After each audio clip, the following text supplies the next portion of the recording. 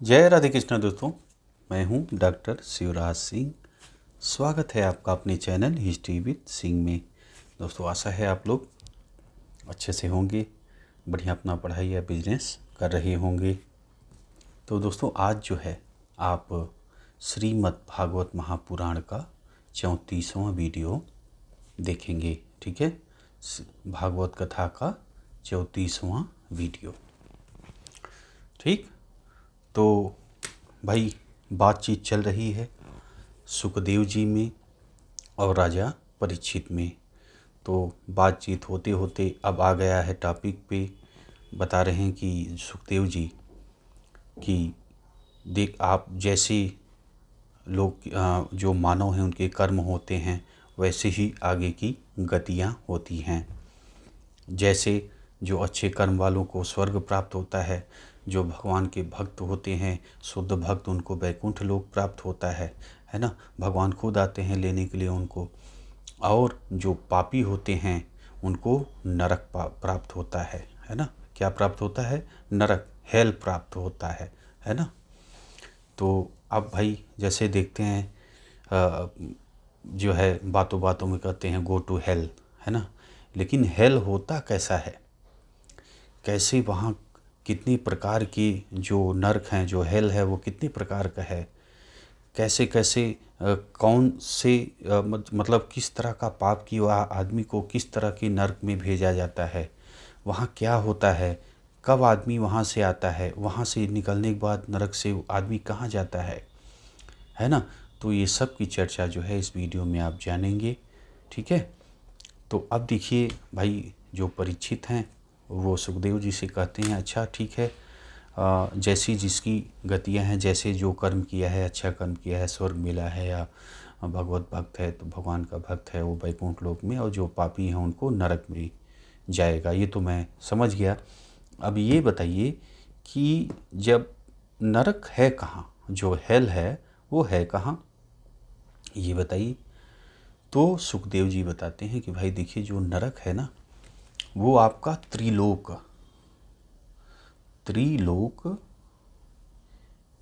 के दक्षिण में। ठीक, तो ये जो नरक है ये कहाँ है?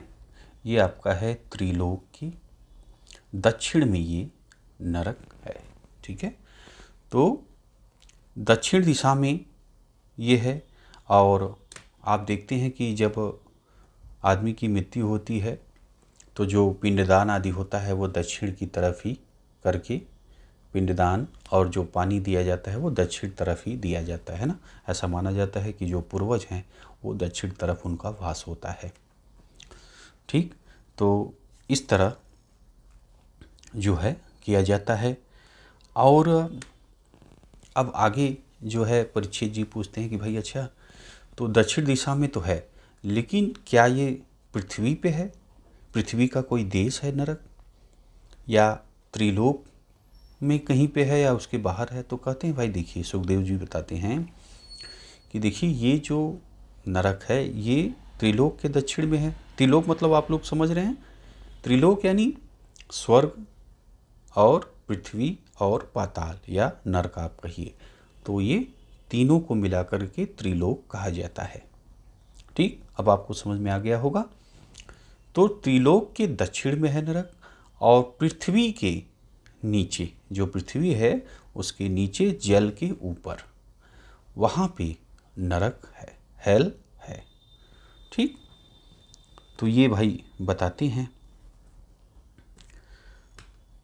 तो अब जो है वहाँ पे है कौन, कौन देखता है उसको? जैसे भाई यहाँ पे आपका कानून है इस समय, पूरा प्राचीन समय में राजा होते थे वो अपना पूरी सुरक्षा व्यवस्था देखते थे। अगर कोई जो है दंड चोर था, डाकू था, तो उसको दंड देने के लिए सैनिक भेजते थे, है ना। तो भाई अब ये बताइए कि पाताल में कौन रहता है, वो नरक में कौन रहता है? तो सुखदेव जी बताते हैं कि भाई देखिए वहाँ पे जो है, जो भगवान की जो वहाँ पे हैं कार्यभार देखने वाले, वो भगवान की आज्ञा का कभी वो उल्लंघन नहीं करते हैं।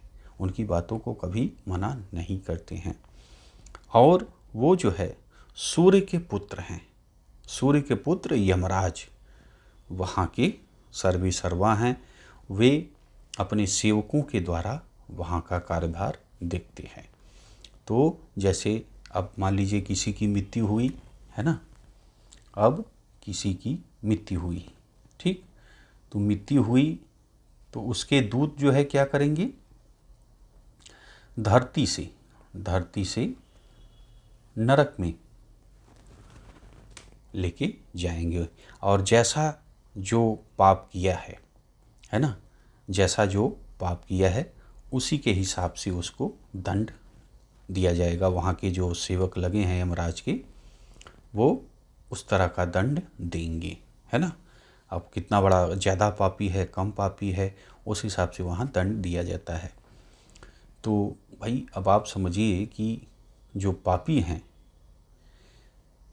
अगर अब लोग कहते हैं, कुछ लोग कहते हैं कि झूठा है यार, कुछ ऐसा होता नहीं। ठीक है भाई, मान लीजिए नहीं होता, ये सब ऐसे बस लिखने की बात है, किताबों में लिखा है। लेकिन अगर होगा नरक, फिर आपका क्या होने वाला है, जो पापी हैं क्या दशा होगी आपकी अगर होगा तब। इसलिए दोस्तों मैं इसीलिए कहता हूँ कि आप लोग जो है जितना हो सके कम से कम पाप या तो करिए मत, या तो बहुत कम करिए, है ना। तो जीव मांस भक्षण एकदम बंद कर दीजिए। अगर आप करते भी हैं तो आज से अभी इसी पल से बंद कर दीजिए, ठीक, अभी इसी पल से बंद कर दीजिए और भगवान की आराधना करिए। भगवान ने कहा है, गीता में भी मैंने बताया, गीता का पूरा मैंने आपको पूरा जो है एक तरफ मैंने गीता पूरी शॉर्ट्स में बताई है, आपने नहीं देखा है तो देखिए। तो उसमें भगवान ने कहा कि कोई बात नहीं है, अगर आज से अभी से आप शुद्ध भक्त हो जाइए। आपको यहाँ श्रीमद् भागवत में भी उदाहरण आपने देखा कि जो एक पहर, एक पल, मतलब एक होता है ना, जैसे पहर होता है, तो एक जैसे दिन का एक भाग बचा हुआ था, बस उसी में जो है भगवान का ध्यान करते हैं पूरी तमन्ना से और भगवान को प्राप्त कर जाते हैं। तो जब जागिए तभी सवेरा है। आज से अभी से अगर कुछ भी आपने पाप कर रही हैं या कि हुआ है तो उसको क्षमा मांग करके आज से अभी से जो है अच्छे कर्म करना चालू कर दीजिए, ठीक है। और अभी से अगर आप मांस या कुछ खाते हैं तो अभी बंद कर दीजिए, ठीक। तो अब भाई जो है दूत लेके जाते हैं। अच्छा, अब ये जो यमराज के दूत जो होते हैं, अब ये लेके जब आते हैं तो कहाँ जाते होंगे, ये आपकी किस नरक में लेके जाते हैं। अच्छा, नरकों के भी प्रकार हैं। जैसे आप कम पापी है तो उसको थोड़ा सा कम कष्ट होगा, जो ज़्यादा पापी है उसको ज़्यादा कष्ट होगा। तो अब कौन कितनी नरक हैं, अब अगला सवाल परीक्षित जी ने कहा, अच्छा बताइए कितनी नरक हैं, है ना। तो सुखदेव जी बताते हैं, देखिए नरक जो है कोई 21 कहता है, कोई 28 कहता है ना। तो नरक की जो भोक्ता है जो मैं बता रहा हूँ उससे भी ज़्यादा हैं। जैसे 28 नरक के प्रकार की वो सुखदेव जी ने बताया है, वो आप देखिए। जैसे तामिस्त्र, अंध, अंधता मिस्त्र, रौख, महारौख, कुंभीपाक, कालसूत्र, असीपत्रवन, सूकर मुख, सुअर का मुख।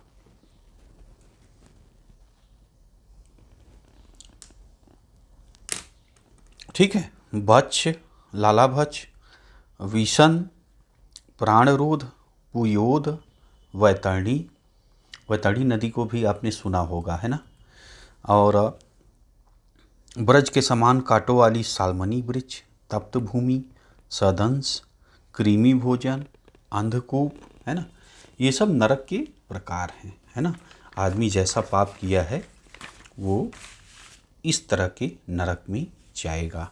और देखिए आप जो है 19वां नंबर सारमेयादन, 20वां अवीची, 21वां अयपान क्षार कर्दम, रक्षोगढ़ भोजन, शूलप्रोत, दंधशूक, वटरोधन, पर्यावर्तन, सूची मुख, है ना।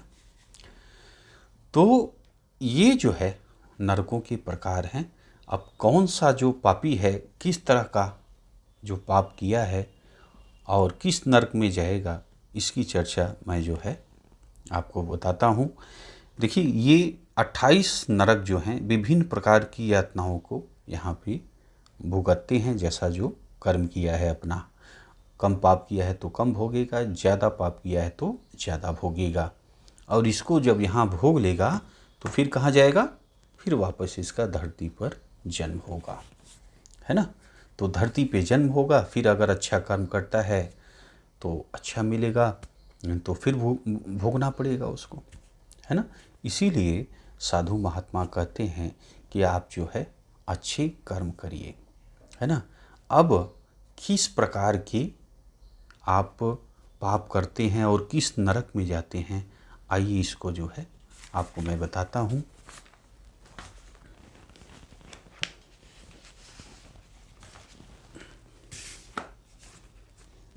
चलिए, तो देखिए जो पुरुष यहाँ पे लिखा है, जो पुरुष पराई धन, है ना, पराई धन, संतान अथवा स्त्रियों का अपहरण करता है, वह अतिशय भयानक यमदूतों के द्वारा कालपास, है ना, कालपास आप छुड़ा नहीं पाओगे, है ना, में बांधकर जबरन तामिस्त्र नरक में ढकेला जाता है। किस नरक में, तामिस्त्र नरक में ढकेला जाता है। कौन ढकेला जाता है, जो पुरुष पराय धन, धन नहीं है लूटमारी करेगा, संतान अथवा स्त्रियों का अपहरण करता है ना। जो संतान और स्त्रियों का अपहरण करता है, पराय धन को लूटता है, वो कहाँ जाएगा, तामिस्र नरक उसको मिलेगा। तो उस अंधकारमय नरक में भोजन पानी तथा मिलने न, मतलब भोजन पानी नहीं मिलेगा, डंडे से पीटा जाएगा, भय भय उसको जो है दिखाया जाएगा, और भी यातनाएं उसको दी जाएंगी, है ना। और बार बार मूर्छित होता रहेगा, फिर जगा कर फिर उसको प्रताड़ित करते रहेंगे। ये अनवरत चलता रहेगा, है ना। ये कौन से नरक में, तामिस्त्र नरक में इस तरह उसके साथ व्यवहार होगा, है ना। तो क्या पाप करेगा ये मिलेगा, ये आप जान गए। अब देखिए आगे, इस तरह जो पुरुष किसी दूसरे को धोखा देकर उसकी स्त्री आदि का भोग करता है ना। कि अरे यार देखते हैं आप जो हैं व्यभिचार करते हैं, दूसरी की स्त्री से व्यभिचार करते हैं, उसको उसका क्या होने वाला है। तो देखिए उसके लिए लिखा है, वह अंधता मिस्त्र नरक में जा पड़ता है। आपको उसको कौन सा नरक मिल रहा है, अंधता मिस्त्र नरक में जाएगा, जहाँ पे जड़ से काटे हुए वृक्ष के समान वहाँ गिराए जाने पर यातना में पड़ा हुआ जीव वेदना के मारे अपनी सारी सुधि बुद्धि खो बैठता है और उसे कुछ भी नहीं सूझता, इसलिए उसे अंधता मिस्र नरक कहते हैं। जो लोग इस लोक में इस शरीर को मैं और धन तथा स्त्री आदि को मेरा ऐसी बुद्धि से प्राणियों के साथ द्रोह करता हुआ प्रतिदिन अपने कुटुंब के ही भरण पोषण में फंसा रहता है, वह शरीर त्याग कर पाप के कारण रौख नरक में जा गिरता है ना। बस उसको अपने परिवार की ही पड़ी है, और जब वो लगा रहता है तो किस नरक में जाता है, रौख में जाता है ना। और कहते हैं इस संसार में कुटुंब परिवार का पोषण करने के लिए उसने जिस जीव की जैसे हिंसा की होती है, परलोक में यम यातना को प्राप्त होने पर उसे वे ही जीव रूरू होकर पीड़ित करते हैं।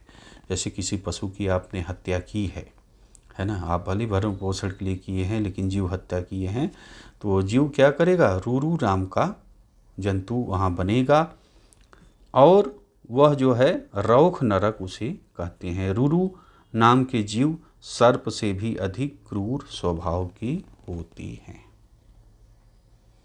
ठीक है। इसी तरह महारौख नरक है, उसमें वह पुरुष जाता है जो केवल अपना ही शरीर पालता है। वहाँ पड़े हुए जीव को आम मांसाहारी रूरू नाम के जीव मांस के लोभ में काटा करते हैं। तो ये सांप से भी ज़्यादा खतरनाक है ना, और ये जो है नोचेंगे आपकी मांसों को, ऐसा लिखा है। जो महाक्रूर पुरुष इस लोक में जीवित पशु तथा पक्षियों को रौंदता है ना, जो पशु पक्षियों को रौंदता है, अकारण जो है हत्या करता रहता है पशुओं की, है ना, राक्षसों से भी निंदित उस निर्दयी प्राणी को परलोक में यमराज के सेवक कुंभी पाक नरक में ले जाकर खौलते हुए तेल में भूनते हैं। समझ रहे हैं, जो जीव जंतु को अकारण मार डालता है, रौंदता है, खाता है ना, वो उसको क्या क्या होता है, उसका परिणाम नरक में खौलते हुए तेल में डालकर उसको भुना जाएगा, ऐसा लिखा है। ठीक, जो प्राणी इस लोक में पिता ब्राह्मण वेद से द्रोह करता है उसे यमदूत कालसूत्र नाम के नरक में पहुंचाते हैं, जिसका घेरा 10,000 योजन का है, जो तांबे का बना हुआ है, जिसमें तपता मैदान है और ऊपर सूर्य तथा नीचे अग्नि की दहक से अत्यंत जो है परेशानी होगी। जीव भूख प्यास के मारे व्याकुल हो जाता है, उसका शरीर बाहर भीतर से जलने लगता है। इस तरह जो पशु के शरीर में जितने रोए होते हैं उतने ही 1000 वर्षों तक उस नरक में कभी बैठता, कभी लेटता, कभी उठने की चेष्टा करता, कभी खड़ा होता और कभी इधर उधर दौड़ने लगता, है ना। तो देखिए कितनी भयावह स्थिति है कि नीचे आप समझिए कि आग जल रहा है ना, और ऊपर से सूर्य का तेज तीव्र प्रकाश है और वहाँ पे आदमी पड़ा हुआ है, चारों तरफ से तांबे का घेरा है, उसके ऊपर बाहर वो जा ही नहीं सकता, है ना, और उसी में नीचे ये दहक रहा है, ऊपर से ये दहक रहा है, तो ना वो बैठ पाएगा, ना सो पाएगा, ना लेट पाएगा, तो ये गति रहेगी उसकी, है ना। जो पुरुष कोई विपत्ति न आने पर भी वैदिक मार्ग छोड़कर अन्य पाखंडपूर्ण धर्मों का आश्रय लेता है, उसे यम के दूत असित्रवन नरक में ले जाकर कोड़ों से खूब पीटते हैं। वहाँ इधर उधर दौड़ने के कारण उसके सब अंग तालवन की तलवार समान पत्तों से, जिनमें दोनों ओर धारें रहती हैं, अलग अलग होने लगती हैं। तब वह हाय मैं मारा गया इस तरह चिल्लाता हुआ अत्यंत वेदना से मूर्छित होकर पद पद पर गिरने लगता है। जो पुरुष अपना धर्म त्याग देता है उसे पाखंड मार्ग पर चलने का फल इस तरह भोगना पड़ता है। तो ये जो लिखा है कि धर्म छोड़ रहे हैं उनके बारे में, है ना।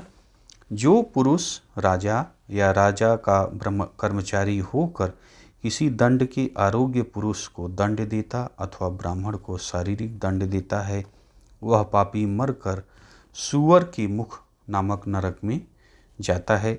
वहाँ महाबली यमदूतों के द्वारा अपने अंगों को कुचलने जाने के कारण कोल्हू में पेरे जाते हुए तिलों के समान दुखी स्वर में चिल्लाता रहता है।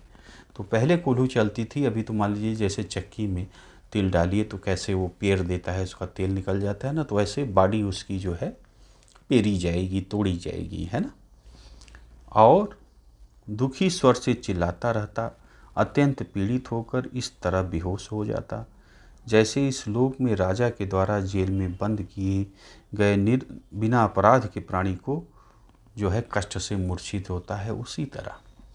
तो उस तरह क्या होगा, बॉडी को एकदम जाके पूरा तोड़ देगी उसके मुख में, है ना, पूरा पेड़ देगी, है ना। वो असहनीय पीड़ा होगी, चिल्लाएगा, बेहोश होगा, फिर पीड़ा होगी, इस तरह का कार्यक्रम चलता रहेगा, है ना।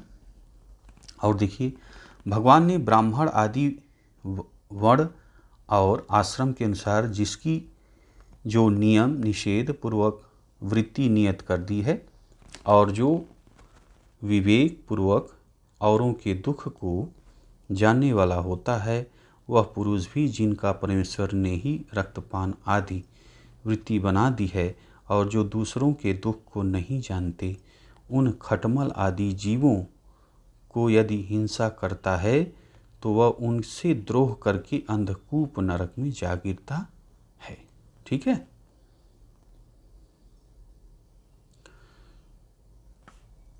अब देखिए, वहाँ जिन से द्रोह किया होता है, उन पशु, जो मोर, पक्षियाँ, जो सांप आदि हैं, मच्छर हैं, जो जुएँ हैं, खटमल हैं, मक्खी है आदि जीवों के द्वारा सब ओर से काटे जाने से उस घोर अंधकार में नींद और शांति भंग हो जाने के कारण उसे जरा भी चैन नहीं मिलता, और वह उस तरह व्यग्र होने लगता है जैसे किसी रोगग्रस्त शरीर में जो है जीव छटपटाता रहता है। ठीक। आगे देखिए, इस लोक में जो मनुष्य बिना पंच महायज्ञ किए तथा जो कुछ मिले उसे बालक, वृद्ध, मेहमान आदि को बिना दिए स्वयं ही खा लेता है, उसे कौवे के समान कहा गया है। वह परलोक में महाअधम कृमि भोज नाम के नरक में जाना पड़ता है। वहाँ वह 1,00,000 योजन विस्तार वाले कीड़ों के कुंड में जाकर कीड़ा बनता है, और जब तक वह बिना बाँटे तथा हवन किए भोजन करने वाले प्राणी पूरा प्रायश्चित नहीं कर लेता, तब तक उस कीड़े से भक्षित होता हुआ स्वयं भी उन्हीं को खाता हुआ अपने शरीर को पीड़ित करता है। ठीक।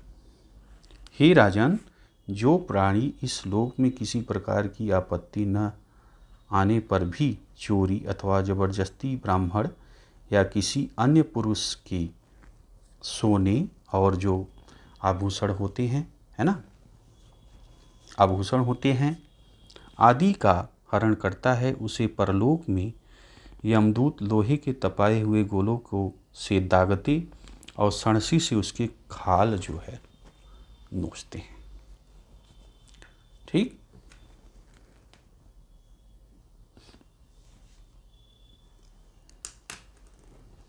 अब देखिए, इस लोक का यदि कोई पुरुष अगम्या स्त्री, मतलब जो स्त्री संबंध बनाने लायक नहीं है, जो कि आपके रिलेशन से जुड़ी हुई है, और उसके साथ अगर कोई संबंध बनाता है, तो तब क्या होता है, यमदूत क्या कर रहे हैं, देखिए, यमदूत उसे कोड़े से पीटते हैं और तपाए हुए लोहे की स्त्री प्रतिमा से, और यदि कोई स्त्री जो है, जो पुरुष जिससे वो संबंध नहीं बनाना चाहिए बनाती है, और वो स्त्री है, तो उसके साथ देखिए क्या हो रहा है, क्या परिणाम होगा उसका, कि पुरुष के साथ व्यभिचार करती है तो उस स्त्री को तपाई हुई पुरुष की प्रतिमा से आलिंगन कराया जाता है ना। तो ये सजा दी जाती है। जो प्राणी इस लोक में पशु आदि द्वारा व्यभिचार करता है, उसे परलोक में नरक प्राप्त होने पर यम के दूत वज्र के समान कठोर कांटों से पूर्ण सेमर के वृक्ष पर चढ़ाकर नीचे की ओर घसीटते हैं। ठीक। जो राजा अथवा राजपुरुष राजकुमार इस लोक के सबसे अच्छे कुल में जन्म लेकर भी धर्म मर्यादा का उल्लंघन करते हैं, वे मरने के बाद मर्यादाहीन होकर वैतरणी नदी में जा गिरते हैं। अब वैतरणी नदी कैसी है, वैतरणी नदी में जा गिरते हैं जो नरक की खाई के समान है। वहाँ उन्हें इधर उधर से वहाँ के जलचर नोचते हैं, तो भी उनकी शरीर का अंत नहीं होता, और वे अपने पापों के कारण मूत्र, पीप, केश, नख, अस्थि, मेद मांस तथा वसा आदि से पूर्ण उस घृणित नदी में प्राणों सहित बहते हुए उसे अपने कर्मों का फल समझकर अत्यंत जो है संतप्त होती हैं। तो ये जो आपने देखा कि कितनी जो है घृणित नदी है और कितना उसका जो है आज जो मानव है उसके साथ जो है जानवर लोग उसका मांस नोच रहे हैं, है ना। उस नदी में इस तरह की गतिविधियां होंगी। जो लोग शौच तथा आचार के नियमों से भ्रष्ट हो तथा लज्जा त्याग कर इस लोक में शूद्राओं के पति बनकर पशु की भांति आचरण करती हैं, वो भी मरने के बाद जो पीप विष्ठा मूत्र कफ मल से भरे समुद्र में गिरकर अतिशय जो है घृणित वस्तुओं का भक्षण करते हैं। जो कि खाने लायक चीज़ नहीं है उसका भी भक्षण उनको करना पड़ेगा, इस गंदगी में उनको रहना पड़ेगा, है ना। आगे देखें, जो ब्राह्मण आदि उस उच्च वर्ण के लोग इस लोक में कुत्ते तथा गधे आदि निंद जीवों को पालते और मोर आदि में लगे रहते हैं तथा यज्ञ आदि के विविध कर्मों के अलावा अन्यत्र भी पशुओं का वध करते हैं, उन्हें मरने के बाद यमदूत लक्ष्य बनाकर जो है बाणों से वेधते हैं, है ना। और देखिए, जो पाखंडी पाखंडपूर्ण यज्ञों में पशु को मारते हैं, ध्यान दीजिएगा, जो पाखंडी बलि प्रथा को आप समझिए कि जो लोग हैं और जो ऐसे यज्ञों में पशु को मारते हैं, देख रहे हैं ना, उनका क्या होने वाला है, उन्हें परलोक में वैशस नरक में डालकर वहाँ के अधिकारी उनको बहुत पीड़ा देते हुए काटते हैं, धीरे धीरे काटेंगे। ये जो यज्ञ के नाम पर, समझ रहे हैं, जो ऐसा पशुओं की हत्या करते हैं ना, उनका क्या हश्र होगा, जब इनकी मृत्यु होगी तो वहाँ यमदूत के जो सेवक हैं ऐसे ही काटेंगे। तो भैया समझ जाइए, जो ऐसा इस तरह की गतिविधि करने वाले हैं क्या परिणाम होगा, ये देखिए लिखा हुआ है श्रीमद् भागवत में, है ना। और देखिए, जो चोर राजा तथा राजपुरुष इस लोक में किसी के घर में आग लगा देते हैं, किसी को जहर खिला देते हैं अथवा गांव या व्यापारियों के गिरोह को लूट लेते हैं, तो उनको मरने के बाद वज्र के समान दाढ़ों वाले 720 कुत्ते के स्वरूप वाले यमदूत बड़े क्रूर होकर नोचने लगते हैं। और जो प्राणी किसी की गवाही देने में, धन के लेन देन अथवा दान देने के समय किसी तरह का झूठ बोलता है, तो वह मरने के बाद आधार शून्य अविचीमत नरक में पहुँचाया जाकर 100 योजन ऊंचे पर्वत के शिखर से नीचे को सिर कर के ढकेल दिया जाता है। वहाँ जहाँ स्थल की पथरीली जमीन ही जल की तरह दिखती है, वह अविचीमत नरक कहलाता है। वहाँ गिराए जाने के बाद शरीर के टुकड़े टुकड़े होकर भी वह नहीं मरता, उसे बार बार ऊपर से ले जा कर के नीचे गिराया जाता है ना। तो इस तरह के उसके शरीर के साथ किया जाएगा। जो सोम रस पीने वाला ब्राह्मण क्षत्रिय वैश्य अथवा उनकी स्त्री यज्ञ व्रत ग्रहण करके भी प्रमादवश मदिरा पीती है, उनको यम के दूत नरक ले जाते हैं और छाती पर पाँव रखकर मुंह में आग से तपाकर लाल किया हुआ गरम लोहा मुंह में डालते हैं। ठीक, जो प्राणी इस लोक में निम्न श्रेणी का होकर भी अपने को बड़ा मानता है, जन्म तप विद्या आचरण वर्ण आश्रम में अपने से बड़ों का सत्कार नहीं करता, वह जीता हुआ भी मुर्दे के समान रहता है। वह प्राणी मरने के बाद छार करदम नाम के नरक के नीचे को मुख करके गिरा दिया जाता है और वहाँ जो है कई जो कष्ट को वो झेलता है वहाँ पे। इस लोक में पुरुष नरमेध आदि यज्ञ के द्वारा यजन करते तथा जो स्त्रियां पुरुष पशुओं को खाती हैं उन्हें पशु के समान वे मारे हुए पशु यमलोक में राक्षस बनकर कई प्रकार की यातनाएं देते हैं और व्याधों की तरह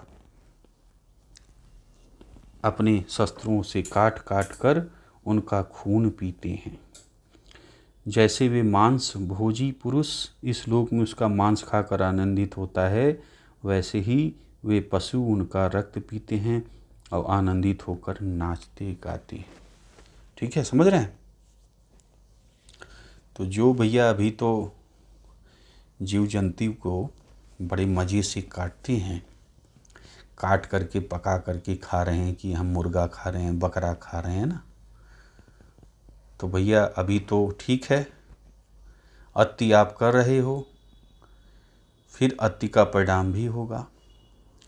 जैसे मैच होता है ना, तो पहला व्यक्ति जो है बैटिंग करता है, उसके बाद फिर दूसरी टीम की बैटिंग की पारी आती है।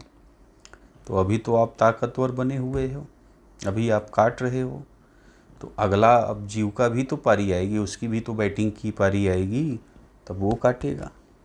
उसी तरह मांस को नोचेगा, छीलेगा और पकाएगा, खाएगा।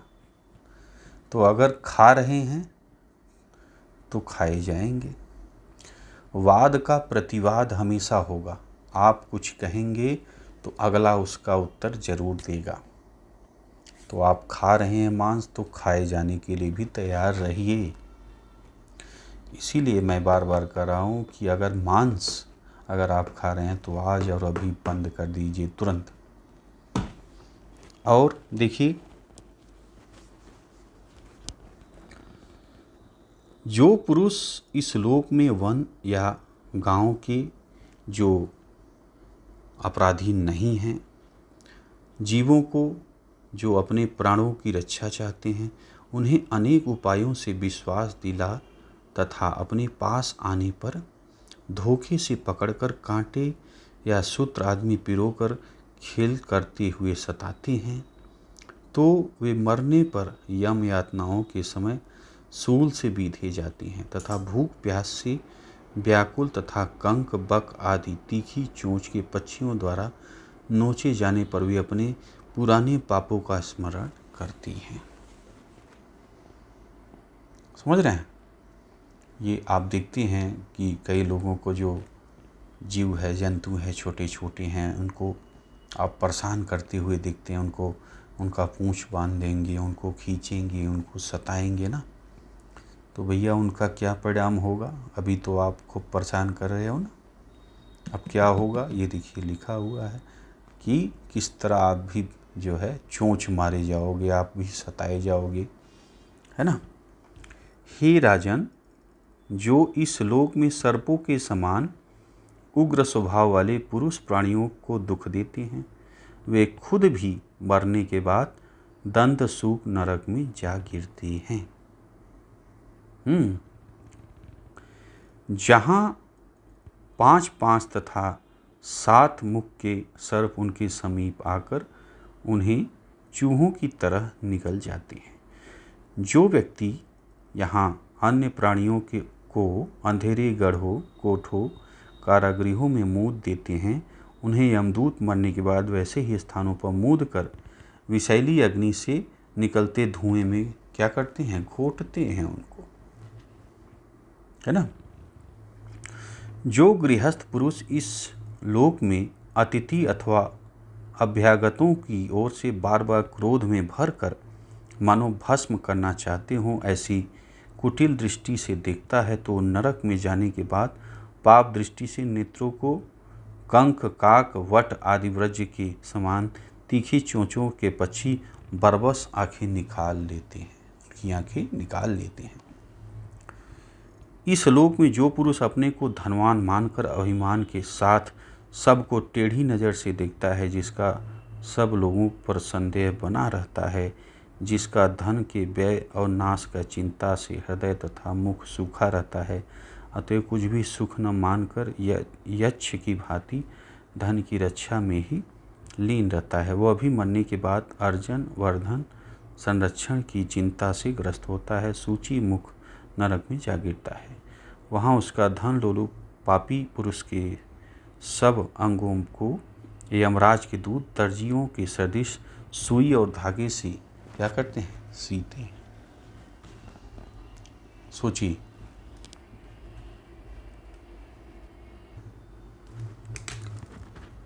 तो भाई ये हो गए आपके नरक के प्रकार। ठीक है, तो सुखदेव जी ने बताया कि भाई यही नरक नहीं है, और भी हजारों लाखों नरक हैं जो कि जो जीव जाते हैं उनको और भी नरक हैं और वहाँ पे भोग करते हैं। ठीक है, तो ये हो गए दोस्तों आपके नरक के प्रकार की जो लिखा है मैंने आपको बता दिया। ठीक है, बाकी जब नरक मैंने बताया भी आपको कि जब नरक भूत जो वहाँ पे भोग लेते हैं तो वापस से फिर जीव जो है धरती पे आता है। अब धरती पे आया है तो अच्छे कर्म करेगा तो अच्छी उसकी आगे की गति होगी, नहीं तो फिर उसको नरक का भोग करना पड़ेगा, है ना, भोगने पड़ेंगे, फिर से वापस से वही चक्र चालू होगा, है ना। तो इसीलिए देखिए आप साधु महात्मा कहते हैं कि अच्छे कर्म करिए, अच्छा मन वचन कर्म से शुद्ध रहिए, है ना, जीव हत्या ना करिए। तो ये सब जो है जितना हो सके आप लोग करिए, है ना, और जीवन को मध्यम मार्ग में रखिए, अति पर मत जाइए, अति सर्वोत्तम वर्जते, है ना। तो बस दोस्तों अपना ध्यान रखिए, अच्छे से अपना काम करिए, धर्म करते रहिए, दान करते रहिए, भक्ति करते रहिए, सेवा करते रहिए, है ना। और अपना भाई कर्म पहले, है ना, भाई पढ़ाई कर रहे हैं तो पढ़ाई अच्छे से करिए, बिजनेस कर रहे हैं तो अच्छे से बिजनेस करिए, जो समय आपके पास बचता है वो अपने समाज सेवा और धर्म कार्य में ज़रूर लगाएं। ठीक है, तो बस दोस्तों ये वीडियो इसी पे समाप्त करेंगे। अच्छा लगा यार तो लाइक करिएगा, शेयर करिएगा। मिलते हैं आपसे अगली वीडियो में। वीडियो आपने देखा इसके लिए आपका बहुत बहुत धन्यवाद। जय राधे कृष्णा दोस्तों।